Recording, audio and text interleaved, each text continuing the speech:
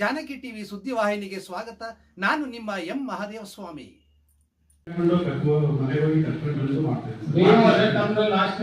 ಸರ್ಕಾರಿ ಶಾಲೆಯಲ್ಲಿ 5 ಮತ್ತು 3 ಅಂಶ ಇದು ಪ್ರೈವೇಟ್ ಶಾಲೆ ಇರಬೇಕು.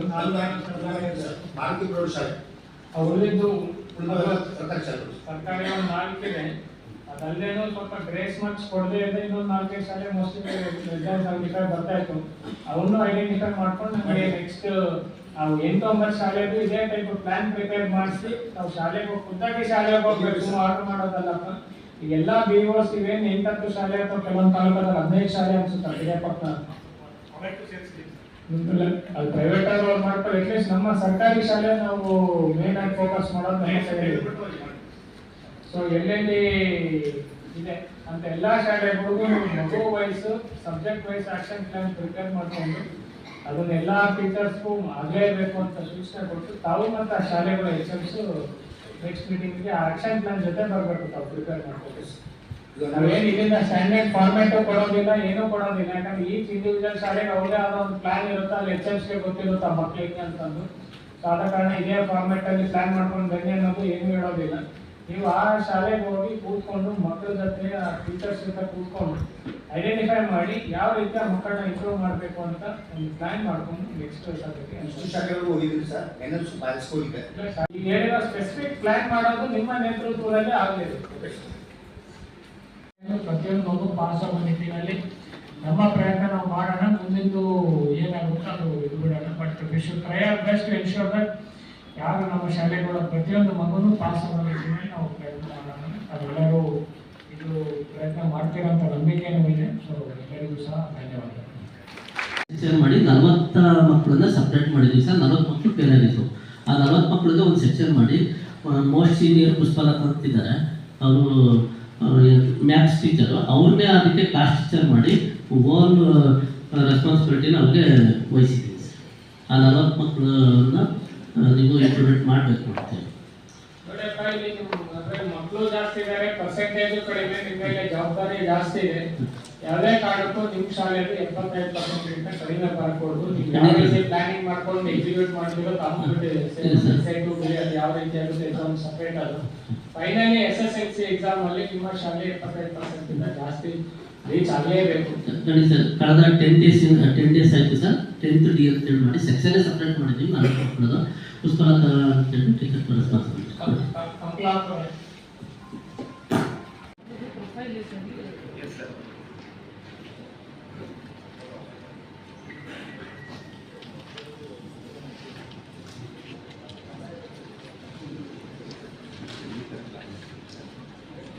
ಶಾಲೆ ಇಷ್ಟು ಮಕ್ಕಳು ಕಲಿಕೆ ಹೇಮಂತು, ಲಕ್ಷ್ಮಿ, ಪವಿತ್ರ, ಮಂಜಾಚಾರಿ, ಧನಶೀಕರ್ ಇರುತ್ತೆ.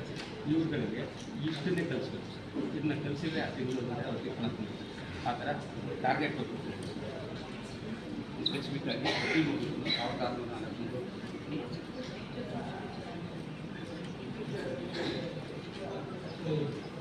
ಸೌತ್ ಇಂಡಿಯಾದ ಒಂದು HM ಇದೆಲ್ಲ ಏನು ಮಾಡಿಸಿದ್ರೆ ಒಂದು ಎಕ್ಸ್ಪೀರಿಯನ್ಸ್ ಶೇರ್ ಮಾಡ್ಕೊಂಡಿರ್ತಾರೆ ಮಕ್ಕಳಿಗೆ ಯಾವ ರೀತಿ ಇಂಪ್ರೂವ್ಮೆಂಟ್ ಆಗ್ತಾ ಇದೆ ಅಂತ ಯಾವ್ದಾದ್ರು ಒಂದು HM ಮೇಲೆ ಸೌತ್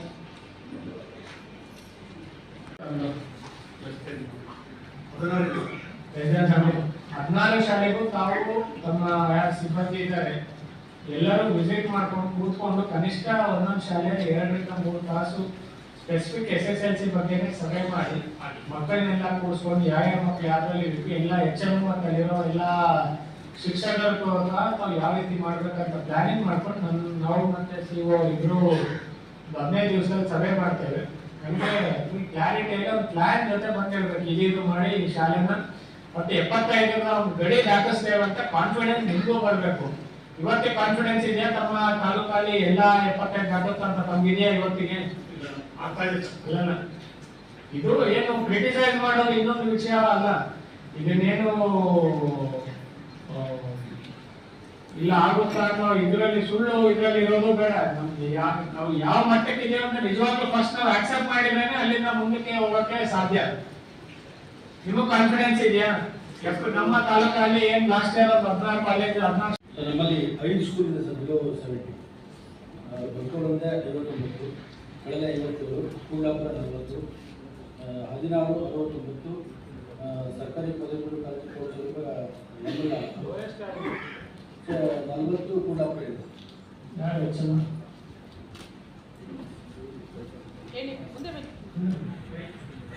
ಅಂದ್ರೆ ಇದು ನಾವು ಬರೀ ನನ್ನ ಹಂತದಲ್ಲಿ ಡಿಒಸ್ ಜೊತೆ ಫೋಕಸ್ ಮಾಡೋದು ಲೆಸ್ ದನ್ 75 ಬಂದಿರೋ ಶಾಲೆಗಳ ಮೇಲೆ ಫೋಕಸ್ ಮಾಡ್ತಾ ಇದೀವಿ.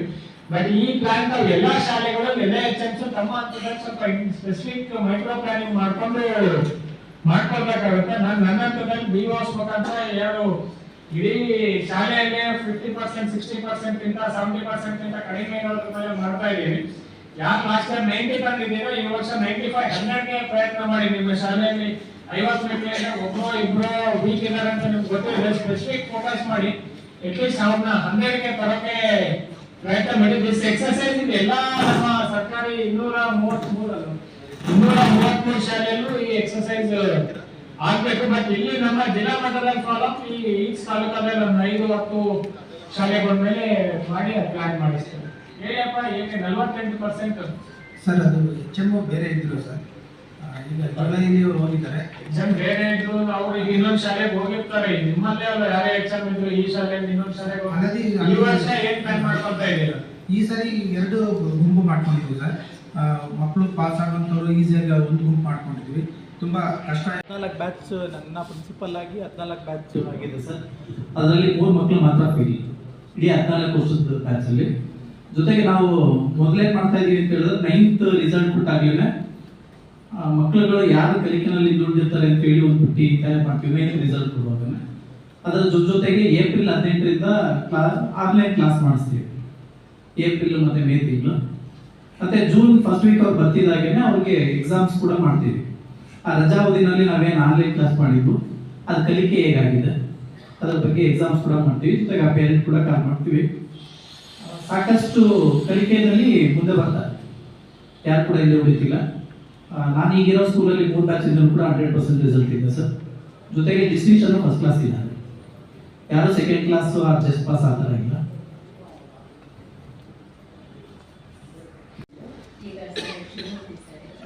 ಅವರು ಸ್ಟಾರ್ಟಿಂಗ್ ಕಳೆದ ವರ್ಷನೇ ನಮ್ಮಲ್ಲಿ NC ಮತ್ತೆ C ಮಕ್ಕಳಿಗೋಸ್ಕರ ಒಂದು ಅಭ್ಯಾಸ ಸ್ಫೂರ್ತಿ ಒಂದು ಇದನ್ನ ಮಾಡಬೇಕು ಅಂತ ಕಳೆದ ವರ್ಷನೇ ಪ್ಲಾನ್ ಮಾಡಿದ್ದು. ಈ ವರ್ಷ ತುಂಬಾ ಬೇಗನೆ ಅದನ್ನ ಮಾಡಿ ಅದನ್ನ ತುಂಬಾ ಚೆನ್ನಾಗಿ ಅನುಷ್ಠಾನ ಮಾಡಿದ್ದಾರೆ. ಅದರಿಂದ ನಮ್ಮ NC ಮಕ್ಕಳಿಗೆ ಯಾರು ಫೇಲ್ ಆಗ್ಬೋದು ಅನ್ನೋ ಮಕ್ಕಳನ್ನ ನಾವು ಸುಮಾರು ಆಗಸ್ಟ್ ತಿಂಗಳಲ್ಲೇ ನಾವು ಯಾವಾಗ ರಿಟರ್ನ್ ಮಾಡಿದ್ವೋ ಅವಾಗಿಂದಲೇ ನಾವು ಅದನ್ನ ತಗೊಂಡು ಮಕ್ಕಳಿಗೆಲ್ಲ ಕೊಟ್ಟು ಅಭ್ಯಾಸ ಮಾಡಿಸ್ತಾ ಇದ್ವಿ. ಮತ್ತೆ ನಮ್ಮಲ್ಲಿ ಶಿಕ್ಷಕರಿಗೋಸ್ಕರ ಸಮಾಲೋಚನಾ ಸಭೆಗಳು ತುಂಬಾ ಚೆನ್ನಾಗಿ ಆಗ್ತಿದೆ. ಅಲ್ಲಿ ಮ್ಯಾಕ್ಸಿಮಮ್ ಚರ್ಚೆ ಆಗೋದೇನೆ SSLC ಹೇಗೆ ನಾವು ಇಂಪ್ರೂವ್ಮೆಂಟ್ ಮಾಡ್ಬೋದು ಸಬ್ಜೆಕ್ಟ್ಗಳು ಅಂತ, ಅದು ಕೂಡ ತುಂಬಾ ಚೆನ್ನಾಗಿ ಆಗ್ತಿದೆ. ಮತ್ತೆ ನಮ್ಮ BO ಸರ್ ಕೂಡ ಸತತವಾಗಿ ಎಲ್ಲ ಶಾಲೆಗಳಿಗೂ ಕೂಡ ಭೇಟಿ ಕೊಟ್ಟು ಬಹಳ ಚೆನ್ನಾಗಿ ನಮಗೆ ಮಾರ್ಗದರ್ಶನ ಮಾಡ್ತಿದ್ದಾರೆ. ನಮ್ಮ ಶಾಲೆಯಲ್ಲಿ ಒಂದು ಮುಖ್ಯ ಆಗ್ತದೆ, ನಮ್ಮಲ್ಲಿರುವಂತಹ 30% ಮಕ್ಕಳು ತುಂಬ ಶೆಡ್ಯೂಲ್ ಕ್ಯಾಸ್ಟ್ ಮಕ್ಕಳು ಬರ್ತಾರೆ. ಮತ್ತೆ ಮನೆಯಲ್ಲಿ ಕೂಲಿ ಕಾರ್ಮಿಕರೇ, ಪೇರೆಂಟ್ಸು ಬೆಳಗಿನ 6 ಗಂಟೆಗೆ ಕಬ್ಬು ಕಡಿಯೋದ್ರಿಂದ ಬೇರೆ ಇದಕ್ಕೆ ಹೋಗ್ಬಿಡ್ತಾರೆ. ತುಂಬಾ ಮಕ್ಕಳಿಗೆ ಊಟನೂ ಮಾಡಿರಲ್ಲ ಸರ್, ಅಂತ ಸಮಸ್ಯೆಗಳಿದೆ. ಬಟ್ ನಾವು ಆ ಮಕ್ಕಳನ್ನ ಸ್ವಲ್ಪ ಮೋಟಿವೇಟ್ ಮಾಡಿ ತುಂಬಾ ಪರೀಕ್ಷೆಗಳು ಮಾಡ್ತಾ ಇದೀವಿ. ಕಳೆದ ವರ್ಷನೂ 18 ಮಕ್ಕಳಿದ್ರು ಸರ್, ಒಂದೇ ಒಂದು ಮಗು ಫೇಲ್ ಆಗಿತ್ತು 4 ಸಬ್ಜೆಕ್ಟ್. ಬಟ್ ನಮ್ಮ ಪೇರೆಂಟ್ಸು ಕೇಳಲ್ಲ ಸರ್, ಮಕ್ಕಳನ್ನ ಹೊರಗಡೆ ಕಳಿಸ್ಬಿಡ್ತಾರೆ ಕೆಲಸಕ್ಕೆ ಅಂತ. ನಾವು ಮನೆ ಭೇಟಿ ಕೊಟ್ಟಾಗ್ಲೂ ಕೂಡ ಸಹಿತ ಸಿಗಲ್ಲ ಅಂತ ಸಮಸ್ಯೆಗಳಿದ್ರೂ ಕೂಡ ನಮ್ಮಲ್ಲಿ 97% ಕಳೆದ ವರ್ಷ ತಗೊಂಡು ಈ ಸಲನೂ ಕೂಡ ಬಹಳ ಚೆನ್ನಾಗಿ ನಾವು ಪ್ಲಾನ್ ಮಾಡಿದ್ವಿ. ನಾವೇನ್ ಮಾಡ್ತೀವಿ ಅಂತ ಹೇಳಿದ್ರೆ ಸ್ಟಾರ್ಟಿಂಗ್ಗೆ ಸರ್ ಫೆಬ್ರವರಿಯಿಂದ ಈಗನೇ ಮುಂದಿನ ವರ್ಷದ SSLC ಮಕ್ಕಳಿಗೆ ನಾವು ಈಗಲೇ ಪ್ಲಾನ್ ಮಾಡ್ತಿದ್ದೀವಿ ಸರ್. ಈ ಸಲ ನಮಗೆ ನಮ್ಮ ಜೊತೆ ಧರ್ಮಸ್ಥಳ ಸಂಘದವರು 8 ಮತ್ತು 9ನೇ ತರಗತಿ ಮಕ್ಕಳಿಗೆ ಒಂದು ಟ್ಯೂಷನ್ ಕ್ಲಾಸ್ ಅಂತ ಸಂಜೆ ಒಂದು ಮಕ್ಕಳನ್ನ ನಮಗೆ ಕೊಟ್ಟಿದ್ದಾರೆ. ಅವ್ರ ಮೂಲಕ ನಾವು ಯಾರು ಮಕ್ಕಳು ಸ್ವಲ್ಪ ಕಲಿಕೆಯಲ್ಲಿ ತುಂಬಾ ಹಿಂದುಳಿದಿದ್ದಾರೆ ಅವ್ರಿಗೋಸ್ಕರ ನಾವು ಸಂಜೆ ಟ್ಯೂಷನ್ ಕ್ಲಾಸ್ ಕೂಡ ಮಾಡ್ತಾ ಇದ್ದೀವಿ. ಅದ್ರ ಜೊತೆ SSLC ಮಕ್ಕಳಿಗೆ ನಾವು ಪ್ರತ್ಯೇಕವಾಗಿ ABC ಅಂತ ಗುಂಪು ಮಾಡ್ಕೊಂಡಿದ್ದೀವಿ ಸರ್. ಅದೇ ತರನೇ ರಸಪ್ರಶ್ನೆನೂ ಮಾಡ್ತೀವಿ, ಮತ್ತೆ ಪೋಷಕರ ಸಭೆ ತಾಯಂದಿರ ಸಭೆನೂ ಮಾಡ್ತೀವಿ. ಮತ್ತೆ ಅವ್ರಿಗೋಸ್ಕರನೇ ಕ್ವಶನ್ ಪೇಪರ್ನ ರೆಡಿ ಮಾಡಿಕೊಂಡು ಅವ್ರಿಗೆ ಪರೀಕ್ಷೆಗಳನ್ನ ಮಾಡ್ತಾ ಇದ್ದೀವಿ. ಹಾಗಾಗಿ ಈ ಸಲ ನಮಗೆ ಮಿಡ್ ಟರ್ಮ್ ಅಲ್ಲಿ ನಮಗೆ 9 ಮಕ್ಕಳು ಸಿಕ್ಕಿದ್ರು ಸರ್. ಈಗ ನಮಗೆ ಒಂದೇ ಒಂದು ಶಶಾಂಕ್ ಅಂತ ಮಗು ಮಾತ್ರ 4 ಸಬ್ಜೆಕ್ಟ್ ಅಲ್ಲಿ ಸ್ವಲ್ಪ ಫೇಲ್ ಆಗ್ತಿದ್ದಾನೆ. ಇನ್ನು ಮಿಕ್ಕಿದ ಮಕ್ಕಳನ್ನೆಲ್ಲ ಒಂದು ಮಟ್ಟಕ್ಕೆ ನಾವು ತಂದಿದ್ದೀವಿ. ಇಷ್ಟು ಪ್ರಯತ್ನ ಮಾಡ್ತಾ ಇದ್ದೀವಿ ಸರ್. ಮತ್ತೆ ಆ ಬೇರೆ ಮಕ್ಕಳು ಒಂದು ದಿನಾನೂ ಕೂಡ ಹೊರಗಡೆ ಹೋಗಿದ್ದಿಲ್ಲ ಸ್ಪೋರ್ಟ್ಸ್ಗೆಲ್ಲ, ಹೆಣ್ಮಕ್ಳನ್ನಂತೂ ಕಳಿಸ್ತಾನೆ ಇರಲಿಲ್ಲ. ಅಂತದ್ದು ಈ ಸಲ ನಾವು ರಾಜ್ಯ ಮಟ್ಟಕ್ಕೆ 4 ಮಕ್ಕಳು ಸ್ಪೋರ್ಟ್ಸ್ ಹೋಗಿದ್ದೀವಿ ಸರ್. ಚೆನ್ನಾಗಿ ಅಚೀವ್ ಮಾಡ್ತಿದ್ದಾರೆ. ನಾವು ನವೆಂಬರಲ್ಲಿ ಒಂದು ಮಕ್ಕಳ ಕವಿಗೋಷ್ಠಿ ಅಂತ ಕೂಡ ಮಾಡಿದ್ವಿ. ಅದರಲ್ಲಿ ಒಂದು ನಿಂಗಮಣಿ ಅಂತ ಮಗು ತಾನೇ ಸ್ವಂತ ಕವನ ಬರೆಯುವಂಥ ಎಬಿಲಿಟಿ ಬೆಳೆಸ್ಕೊಂಡಿದ್ದಾರೆ. ಸೊ ಈ ರೀತಿ ನಾವು ಎಲ್ಲ ಥರ ಸುತ್ತೂರಿಗೆ ವಿಜ್ಞಾನ ಕೇಂದ್ರ ಕರ್ಕೊಂಡು ಹೋಗಿದ್ವಿ ಸರ್. ಮಕ್ಕಳು ನೋಡಿದ್ರೆ ಸ್ವಲ್ಪ ಅವ್ರು ಮೋಟಿವೇಟ್ ಆಗ್ತಾರೆ ಅಂತ. ಪರವಾಗಿಲ್ಲ ಸರ್, ಈಗೆಲ್ಲ ತುಂಬ ಪಾಸಿಟಿವ್ ಆಗಿ ಚೆನ್ನಾಗಿ ಪ್ರಯತ್ನ ಮಾಡ್ತಿದ್ದಾರೆ. ನಾವು 100% ಅಂತ ನಮ್ಮ ಟಾರ್ಗೆಟ್ ಇಟ್ಕೊಂಡಿದ್ದೀವಿ. ಖಂಡಿತ ಕೊಟ್ಟೆ ಕೊಡೋಕ್ಕೆ ಮ್ಯಾಕ್ಸಿಮಮ್ ಪ್ರಯತ್ನ ಖಂಡಿತ ಮಾಡ್ತೀವಿ. Very good.